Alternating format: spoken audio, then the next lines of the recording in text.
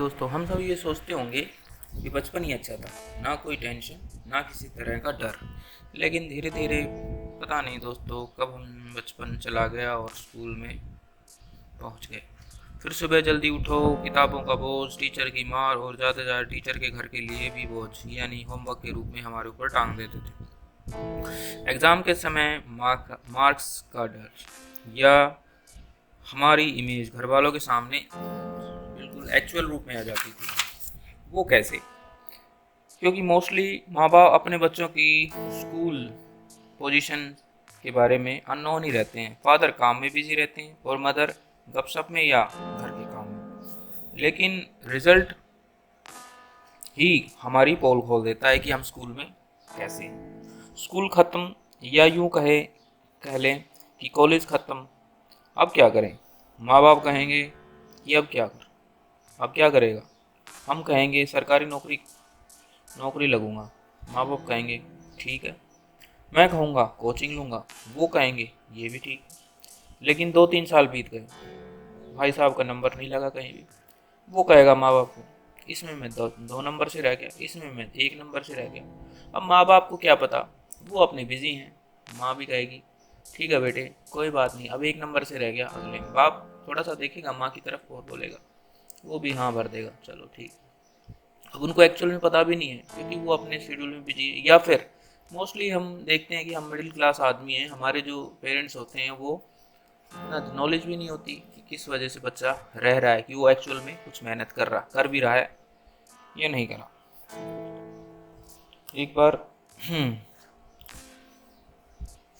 क्योंकि मेन हम कहेंगे उसके बाद क्या है, कॉम्पिटिटिव एग्ज़ाम में कभी, जैसे कि वो कहता है, क्योंकि पढ़ाई की आदत भाई साहब को है नहीं। वो स्कूल वाले आदत पड़ी हुई है, बाकी टाइम तो मौज मस्ती करी, स्कूल आ गए, एग्ज़ाम आ गए, बस थोड़ा बड़ा तैयार कर लिया, एवरेज ही तैयार कर लिया। सिर्फ पास ही तो होना है, कौन सा क्लास में नंबर बनाने हैं या माइट्स में आना है या पोजीशन लेनी है, ऐसा कुछ है ही नहीं। बस एवरेज लेने नंबर और पास हो जाना। वही आदत भाई साहब को पड़ी हुई है। और भाई साहब ये सोचते हैं ये कॉम्पिटिटिव एग्ज़ाम में इसमें भी कुछ ऐसा ही चल जाएगा। एडमिट कार्ड आ गए और दोस्त तैयार, आजकल तो इतने ज़्यादा अलर्ट लगे होते हैं, एग्ज़ाम आने वाले हैं, 2-3 महीने पता लग जाता है, बच्चे तैयारी में लगे हुए हैं। 1-1 साल हो गया है, 2-2 साल से बच्चे प्रिपरेशन कर रहे होते हैं। उसी के अड़ोस पड़ोस में ही तैयारी कर रहा है लड़का, ठीक है। वो लेकिन भाई साहब को कोई टेंशन नहीं है, आराम से मौज मस्ती कर रहा है, दोस्तों के साथ घूमता है फिरता है, चैट फोन पे आराम से सब कुछ टाइम बिल्कुल अच्छी तरह से पास करता है। एक भी टाइम है वो पढ़ाई में नहीं निकालेगा, बाकी सारी मौज मस्ती करेगा, अंट संट इधर उधर घुमा फिरी करेगा, लेकिन पढ़ाई नहीं करेगा। उसके अलावा सब कुछ करेगा। उसके बाद क्या करता है, एडमिट कार्ड आ गया। एडमिट कार्ड आने के बाद 15 दिन पहले या 20 दिन पहले आते हैं, उस टाइम वो बिल्कुल ऐसा पढ़ाकू बन जाएगा, फिर सब कुछ डिप्रेशन ले लेगा, ये किताब पढ़ो, टीवी में देख, फिर उस टाइम यूट्यूब पे फुल फोकस रखेगा, उनके टिप्स लेगा, ये वाली किताब पढ़ लोगे तो इतने नंबर आएंगे। उसके बाद अरे उसको चालू करता है, 5-6 पेज भरे, उसके बाद यूट्यूब पे देखता है कहीं और, अरे ये वाली किताब पढ़ लोगे थे। वो किताबों के चक्कर में ही घूमता रहता है जो चारों तरफ। ये पढ़ लिया, उसके 2 पेज पढ़ लिए, फिर अगली वाले के शुरू के 2 पेज लिए। ऐसा कुछ भी नहीं है, वो एक किताब को ही कहते नहीं है कि अगर 5 किताबें पढ़ने से अच्छा है कि एक किताब को 5 बार पढ़ा जाए, तो वो अच्छी बात है। लेकिन भाई साहब ऐसा नहीं करेंगे, ठीक है। और इसके बाद यहाँ पे ये जो कॉम्पिटिटिव एग्ज़ाम होता है, ये आपके यहाँ पे मैंने जैसे पहला बोला कि यहाँ पे एवरेज नहीं चलेगा। यहाँ पे या तो पूरी पूरी हार होगी या पूरी पूरी जीत होगी। यहाँ एवरेज में बिल्कुल काम नहीं चलेगी। आप एवरेज है, पहले पुराने टाइम में जब कुछ नौकरी वगैरह आप इतना मारा मारी नहीं थी, तब ऐसा हो जाता होगा कि आप थोड़ा बहुत चलो भाई लगा लिया। तो कह रहा हूँ बेटा इसलिए कह रहा हूँ बेटा कि मन मान जा, थोड़े समय के लिए सब कुछ भूल जा और सिर्फ सरकारी नौकरी की याद रख, और बाकी सब दिमाग से सब कुछ ही दूर निकाल दे। कुछ समय के लिए 1 साल या 2 साल अच्छी सी तगड़ी सी मेहनत करके और निकल जा। क्योंकि या तो अब ऐसे ले ले, या फिर पूरी ज़िंदगी ऐसे निकाल लेना, नहीं तो बेटा पूरी ज़िंदगी रोएगा और बोझा ही ढोएगा और चीज़ चीज़ को तरसेगा। जाहिर है तुम दुनिया में आए हो तो तुम्हें गृहस्थी भी बसानी पड़ेगी, शादी भी होगी, शादी हो गई, पत्नी आ जाएगी। पत्नी की डिमांड है, शुरू शुरू में तो माँ बाप थोड़ा थोड़ा सपोर्ट कर देंगे, अगर तुम नौकरी नहीं भी हो तो बेटा ये वाला ये दिया, ये बच्चे बोले। लेकिन धीरे धीरे उनको पता है भाई, जा अब तू कमा, फैक्ट्रियों में जा, बोझा ढो, मेहनत मजदूरी कर, कुछ भी कर, इसका पेट भर।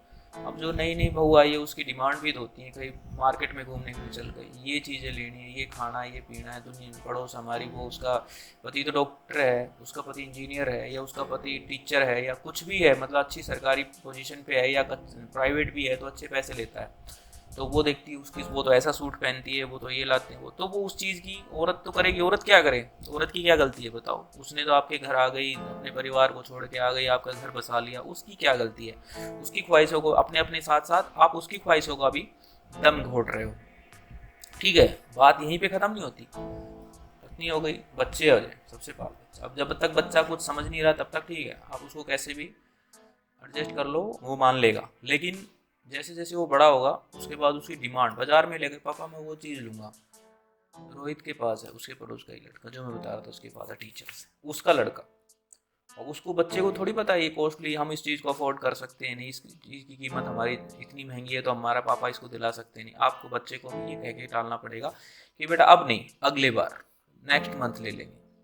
अब बच्चा तो उस समय के लिए थोड़ा सा वो करेगा, लेकिन वो तो आप उसको आंख दिखाएंगे वो समझ जाएगा बेचारा कि हाँ ये ठीक नहीं है, पिटाई भी लग सकती है, थप्पड़ वगैरह डंडे वगैरह पड़ सकते हैं, इसलिए बच्चा समझ जाएगा। लेकिन अब वो बेचारा हो गया ठीक, लेकिन आपके कहीं ना कहीं मन में उसमें 60 सी रहेगी। अगर आप इमोशनली हो तो आप थोड़ा सा सोचोगे यार ऐसा है वैसा है। अगर आप थोड़ा सा उस टाइप के हो, नहीं नहीं तो नहीं, कुएं में पड़ो, पहाड़ में जाओ, नहीं दिलाना नहीं दिलाना। लेकिन कहीं ना कहीं आपको फील जरूर होगा। तो भाई साहब, ये जो सिचुएशन है ये पहले बहुत से लोग भुगत चुके हैं, उनकी बारे में हम उन पे एनालाइज करके तभी आप लोगों को ये बता रहे हैं कि दोस्तों उस सिचुएशन में जाने से पहले आपके पास टाइम है, उस टाइम को यूज़ करो, उस टाइम को यूटिलाइज करो सही तरीके से, गलत तरीके से मत करो उस समय को यूज़। ये जो साल, एक 1.5 साल अच्छे जम के मेहनत कर लो। अगर आपने ज़िंदगी में नहीं भी करी, आप बैक बेंचर रहे हो, आपके मार्क्स अच्छे नहीं है, कोई फ़र्क नहीं पड़ता, आप बिल्कुल टॉपर हो, इससे कुछ फ़र्क नहीं पड़ता है बिल्कुल ही। बिल्कुल आप मुश्किल से पास होते थे, एवरेज में से भी एवरेज हो तो भी आप इस चीज़ से कोई फ़र्क नहीं पड़ता।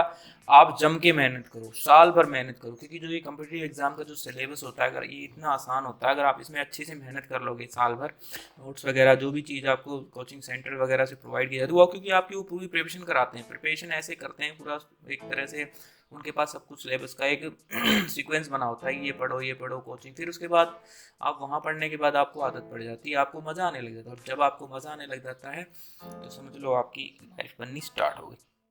तो ये है कि मैंने जो आपको बताया इस बात पे गौर करना। तो इसलिए मेरे दोस्तों, छोड़ो सारे काम बेकार के हैं, जो भी काम आप लोग कर रहे हो, अच्छा काम सिर्फ यही है, पहले अपनी लाइफ के बारे में सोचो। आपकी लाइफ सेटल तो सब सेटल। ये सब बेकार की बातें होती हैं भाई, पैसा कमा लिया, मोक्ष मिल गया, क्या करोगे इतने पैसे का, ये सब किताबी बातें होती है। अगर आप इस फील्ड में कुछ हो रही है, क्योंकि मैं ये कहता हूँ बेटा, अगर भगवान, पैसा अगर भगवान नहीं है ना तो भगवान से कम भी नहीं है। मैं इस गुजर चुका हूँ उस वक्त से, मैं आपको रियलिटी बता रहा हूँ। क्योंकि पैसा ही अगर है आपके पास तो खुशियाँ आप खरीद सकते हो, अगर पैसा नहीं है तो कुछ भी नहीं है, रोओगे बैठ के।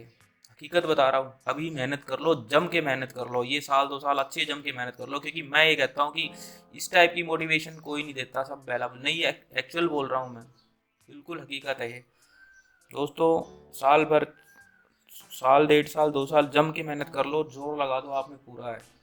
ठीक है, क्योंकि ये कोड बिल्कुल अच्छा सा है, बिल्कुल इजी सा है, सही है कि जान लगा दो या जाने दो, हाथ से जो अपॉर्चुनिटी है उसको या तो खो दो या फिर उसको पालो। ठीक है, तो दोस्तों मैं तो ये कहता हूँ नौकरी ले लो।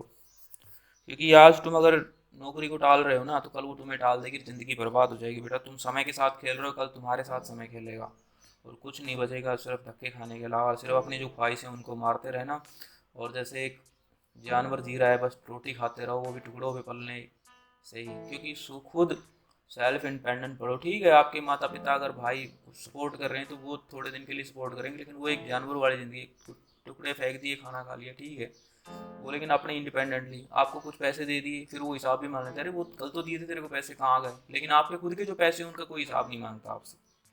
ठीक है, आप कहीं खर्च करो, अच्छे खर्च करो, बुरे, अरे आप कमा रहे हो यार। ठीक है, तो दोस्तों मैं तो इस वीडियो के माध्यम से आपसे यही कहूँगा, लाइफ को बहुत से ऐसे लोग हैं, मैं देखता हूँ हमारे अड़ोस पड़ोस में जो भी हैं, वो अपनी लाइफ को पूरी तरह इसी की तैसी करने में लगे हैं अपनी लाइफ की। मोबाइल के पीछे रात दिन उल्टा सीधा जो भी है वो लगे रहते हैं, समझ गए होंगे। तो ऐसा मत करो, सिर्फ अच्छे वे में यूज़ करो। अरे आप बहुत लाइफ पड़ी है ये चीज़ें करने के लिए, आपके पास पूरी लाइफ पड़ी है ज़िंदगी जीने के लिए, लेकिन लाइफ बनाने के लिए तो मेरे दोस्त सिर्फ साल 2 साल का ही टाइम है। इस टाइम में छोड़ दो सब कुछ और लग जाओ, सिर्फ पढ़ाई देखो, रात दिन सिर्फ यही सपना देखो कि मुझे नौकरी लगना है, मुझे नौकरी लगना है। तो दोस्तों इस वीडियो में बस इतना ही। अगर जो मेरी बातें हैं अगर आपको आज पसंद आई हो तो लाइक वाइक करो तो कर देना। बस दोस्तों इस वीडियो में इतना ही कहना था। Thank you. जय हिंद, जय भारत।